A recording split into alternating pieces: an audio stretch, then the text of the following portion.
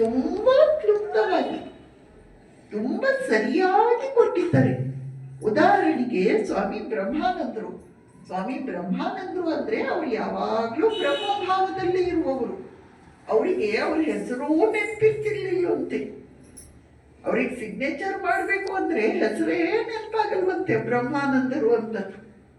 ಅಷ್ಟು ಅವ್ರು ಹೇಳ್ತಾ ಇದ್ರು, ನನ್ಗೆಲ್ಲರವಾಗಿ ಕಾಣಿಸುವಾಗ ನಾನು ಯಾರನ್ನು ಶಿಷ್ಯ ಅಂತ ಕರೀಲಿ, ನಾನು ಹೇಗೆ ಗುರು ಆಗ್ಲಿ, ಎಲ್ಲರೂ ಬ್ರಹ್ಮವೇ. ಆ ಬ್ರಹ್ಮ ಭಾವದಲ್ಲಿದ್ದವರು ಸ್ವಾಮಿ ಬ್ರಹ್ಮಾನಂದರು.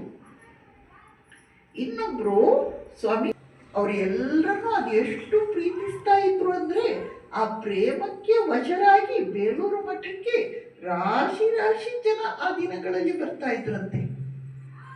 ಅವರು ಅಷ್ಟು ಪ್ರತಿಯೊಬ್ಬರನ್ನು ನೋಡ್ಕೊಳ್ತಾ ಇದ್ರಂತೆ, ಅಷ್ಟು ಅವರು ಎಲ್ಲರನ್ನೂ ಆತಿಥ್ಯ ಮಾಡ್ತಾ ಇದ್ರಂತೆ ಸ್ವಾಮಿ ಪ್ರೇಮಾನಂದರು. ಆಮೇಲೆ ಸ್ವಾಮಿ ಶಿವಾನಂದರು ಶಿವನ ಭಾವದಲ್ಲಿ ಇರುವವರು. ಶಿವನ ಹಾಗೆ ಎಲ್ಲ ವಿಷವನ್ನು ತಾವು ನುಂಗಿ ಇನ್ನೊಬ್ಬರಿಗೆ ಅಮೃತವನ್ನು ಹಂಚುವವರು.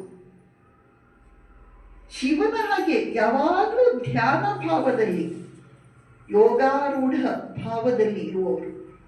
ಹೀಗೆ ಶ್ರೀರಾಮಕೃಷ್ಣರ 16 ಜನ ಶಿಷ್ಯರ ಹೆಸರು ಇದೆಯಲ್ಲ, ಅದನ್ನು ಕೊಟ್ಟವರು ಸ್ವಾಮಿ ವಿವೇಕಾನಂದರು. ಅವರೆಲ್ಲರೂ ಆ ಹೆಸರಿಗೆ ತಕ್ಕಂತೆಯೇ ಇದ್ರು. ಹಾಗೆಯೇ ಸ್ವಾಮಿ ವಿವೇಕಾನಂದರು ಬಹಳ ಆಲೋಚಿಸಿ ಲಾಟು ಮಹಾರಾಜಿಗೆ ಕೊಟ್ಟ ಹೆಸರು ಏನು?